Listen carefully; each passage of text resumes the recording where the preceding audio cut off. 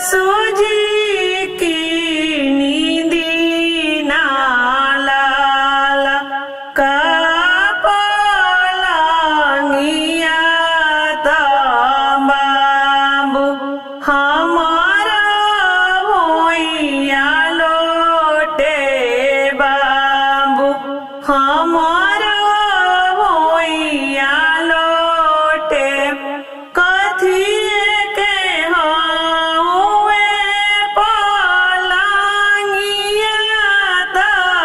कथिए के पाटी हुए हो ए बहुआ कथिए के हुए पौआ कथिया डोरिया और रचना कथिया डोरिया और रचना सन के हुए पलंगिया रूपे के पाटी हुए हो ए सासुजी रूपे के हुए पौआ रे सम डोरिया और रचना रे सम डोरिया और रचना से पुली खेल तरौरा ननद सार में गुने आगर हो ए ननद हंसी के उठाई ना पलंगिया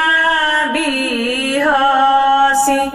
पलंग डासी बिहसी पलंग डासी ना किया रौरा बाबूजी के चेरिया हामी भैया के लौड़िया हामी हो ए भाभी किया रौरो हामी सावतिया कौन नतावे बोलीले नहीं मोरा बाबूजी के चेरिया हामी भैया के लौड़िया हामी हो ए ननद नाही मोरा हामी सावतिया ननद नतावे बोलिले ननद नतावे